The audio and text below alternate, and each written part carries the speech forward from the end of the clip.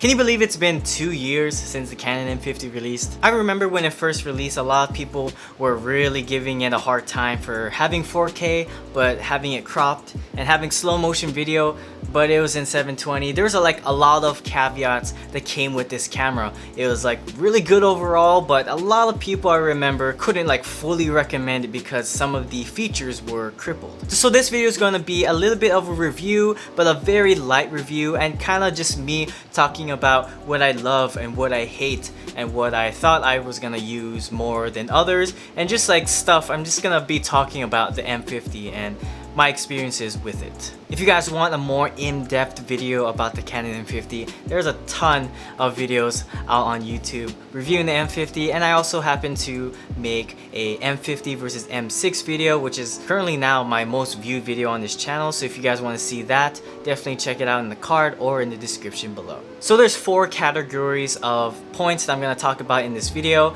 The first category is going to be things I loved about it. Second category is going to be things I didn't quite like about it. And the third and fourth categories are kind of related and kind of just relate to things that were really pushed as selling points for this camera that I thought I needed but ended up not using as much. It'll make sense when you guys hear it in the video. So first off, we're going to start off with the things that I love about this camera. So the first thing I really like is that it's really small and compact. At the moment now, it's probably not as small as compact as I want it to be since it's on a battery grip now, but without the battery grip, the Canon M50 is such a really small and compact camera. It can almost fit in your pocket, just minus the lens, and this camera can easily fit in your pocket. I also really like how light it is. It doesn't really feel like you're carrying anything at all, but just has enough weight to it where it doesn't feel like a toy. So that's my first point: small, compact, and light. The M50 is all 3 of those things. So the next thing is going to be a great image. So the Canon M50 has the Digic 8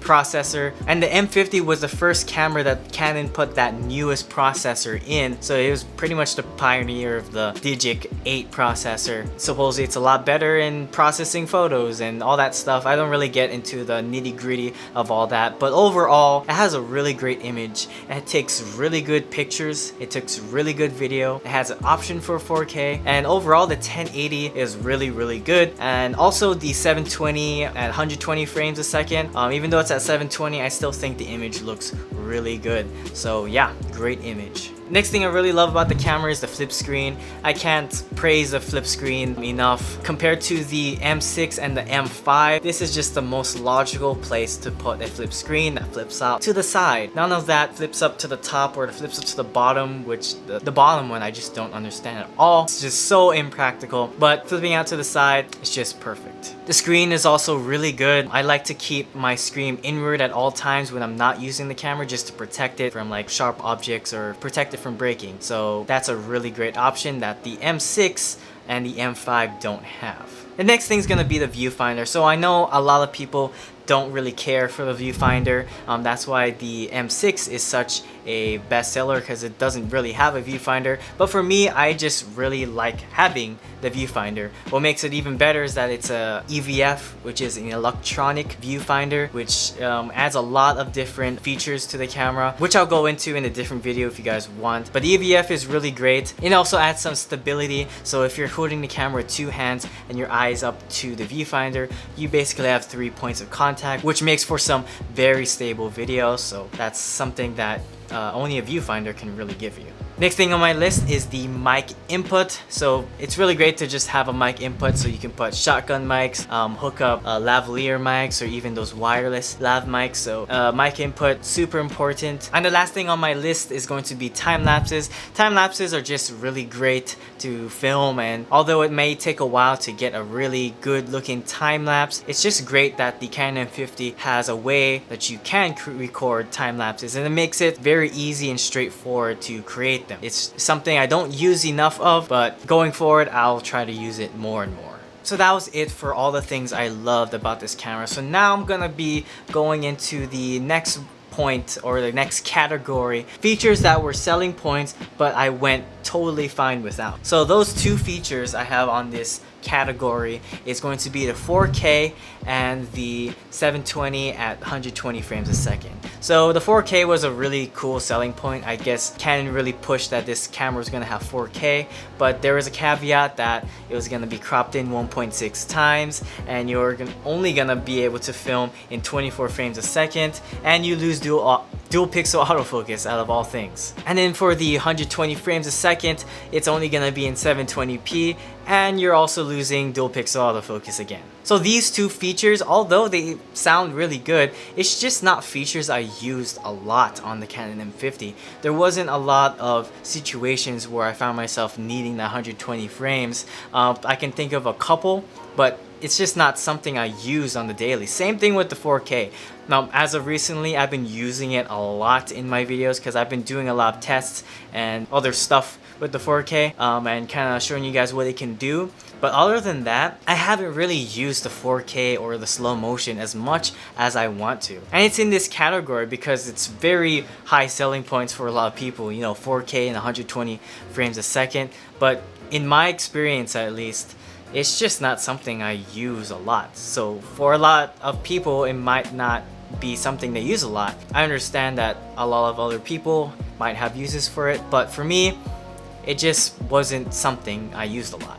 And therefore, that's why it goes into this category. Features that were selling points, quote unquote selling points for this camera, but I went totally fine without. And it kind of helps me transition to the next category. So these list of features are features that the Canon M50 was lacking, but in the end, I never found myself like, oh, I really wish I had X, Y, and Z. So the first thing on my list is a headphone jack. So the headphone jack, if you don't know, is for monitoring audio as you're taking it. So if I'm recording like something happening, having a headphone jack will allow me to monitor the audio. Maybe if it's too loud, I can turn it down. If it's too low, I can turn it up. So that's just something I really thought I needed, but it's not a deal breaker to me anymore.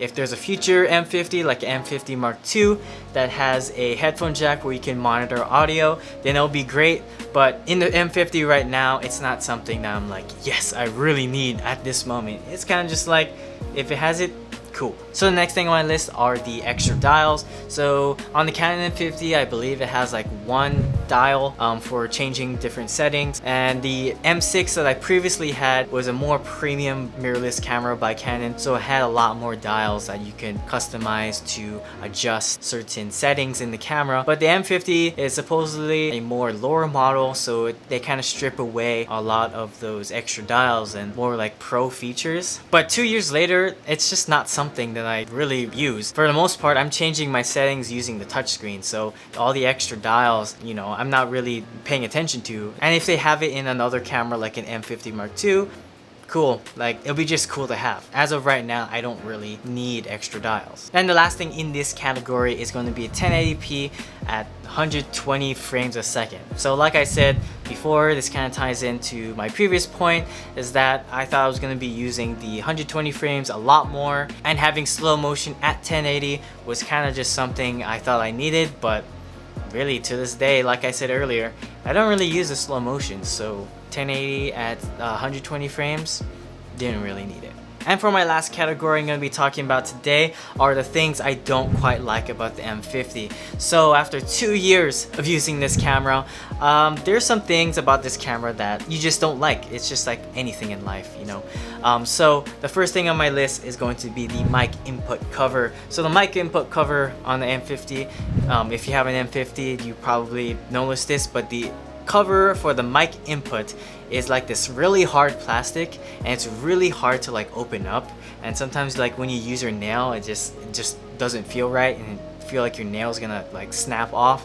It's just really difficult to take off the mic input cover. It's really a shame that they just didn't use the same one in the M6, because the M6 is like a more flexible like rubber that kind of just comes off really easily. But this one on the M50 definitely does feel a little bit more cheap, and that kind of shows. So the next thing is going to be the camera strap. So I don't really like the stock, I guess you could say, camera strap that came with the M50. I just feel like it was very cheaply made, not exactly the more premium ones like for the more expensive cameras, and I come to expect that, and I pretty much expect that for a more cheaper camera.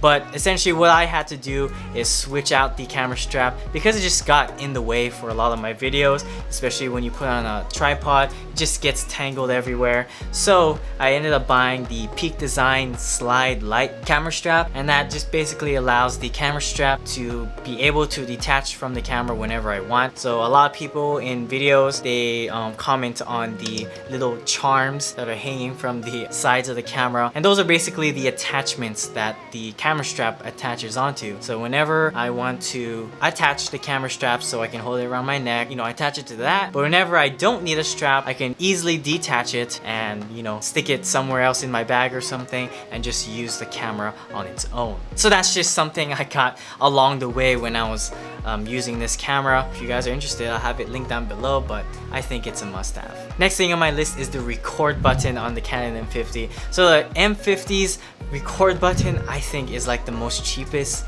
thing made on this camera. So this is coming from a person who was using the M6. The M6's record button was a very like solid click when you pressed it, but the M50 just feels very squishy, and sometimes you don't even know if you click it. Sometimes like you could lightly press it and it barely feels like the button went down, and I think it's just a really bad button. I pretty much remapped the record button to the shutter button, so the same button that you use to take pictures, I use that to hit record. And ever since I did that, it just feels so much better to hit record because it actually has a real like button feeling. The record button, although it's very squishy, I still have some positives to say about this record button. I like how it's on the front of the camera. It's visible from me in front of the camera. On the M6, the record button is on the back of the camera. So I kind of don't like that placement because if I'm in front of the camera, how am I going to be able to press the record button? Of course, you know, you can memorize, but it just makes more sense that the record button be on the top in front in the camera than in the back. The next thing on my list is going to be it's not snug in your hand. So ever since the battery grip came into my life, I feel like this hasn't really been a con, but if we're talking purely about the Canon M50, the Canon M50, although it feels a little bit better in your hand than the M6, it still leaves a lot to be desired. Just holding the camera by itself, just the M50, it feels solid, but not as solid as like those full frame like cameras. Like recently I tried out the Canon R, and after holding that camera, it just feels so good in your hands. And it's just a really good feeling holding a camera that you know that you have a good grip on. For the M6 and the M50 does a better job feeling better in your hand, but the M6 is probably like on the lower end, and it does not feel good to just hold the camera like that because you feel like you're just gonna drop it because of how not snug it feels in your hand. And the last thing on my list is going to be the battery. So this is like I think the biggest con with the M50 is its battery life. So you can probably get around 3 to 4 hours at most if you're taking a lot of photo and video. I talked about this in a previous video, I forget what it's called, but essentially when we went to Japan last year, I only brought 3 batteries in total for my camera. So I had 1 in my camera and 2 backup batteries, but for those 3 batteries it probably only lasted me around afternoon, around 2 o'clock, 3 o'clock, and I couldn't take any more photos. And we started our day fairly early, around 5 o'clock. So from 5 to 2, that's around 10 hours for 3 different batteries. The M50's battery is pretty known to have a pretty bad battery, but ever since I started doing videos about the Canon M50 battery grip, which you'll find a lot of videos about on this channel, the battery grip pretty much solves this point and the previous point of it not being snug in your hand. The battery grip gives you just that, more grip, but it also gives you more battery. So I think these last 2 points that I mentioned just now are kind of solved with the battery grip. So that was it for the things I didn't quite like about the Canon M50. And before I end this video, I kind of want to go off on a little thought I had when preparing for this video. So if you guys noticed that there are 2 categories that I talk about in this video that are kind of like things that I thought I needed or I thought I wanted. Basically those 2 categories that really didn't make sense. I couldn't put it into words, but essentially those are things that I thought I needed and I thought I wanted. But essentially after 2 years, those are things that I completely either didn't use or didn't use as much or totally didn't need. But I kind of want to use this to encourage you guys to look at cameras as purely tools, as like things that will help you get a job done. And that's pretty much what a tool is, right? So if you have some kind of problem, and this tool will help you solve that problem a lot easier. So the camera you get doesn't need to have all the best features in the world, like 4K at 60 frames a second or 120 frames a second in 4K or something like that. It just needs to do the job that you need to accomplish. It just needs to fulfill its duty as a tool and just help you do the thing that you need to do. So in my case, and I'm guessing for a lot of people looking into the Canon M50, all they need to really do is record videos on YouTube because they want to start a YouTube channel, and pretty much it has everything you need. It has a flip screen, it has a mic input for better audio, it's small and compact but also simple enough for beginners to learn. Keep that in mind when you're looking for a camera. It doesn't need to be the Canon M50, but just in general when you're looking for a camera, think of these items as tools to help you get a job done. If you guys got some value from this video, make sure you hit that like button, and if you guys want more videos just like this, consider subscribing and hitting that notification bell to be notified whenever I post something new. If you guys want to see more videos about the Canon M50, I have a video called the Canon M50 User's Guide, where I just go through a bunch of features about the Canon M50, which will hopefully help you learn how to use this tool a little bit better. With all that said, thank you guys so much for watching this video, and I'll see you guys in the next one. See ya.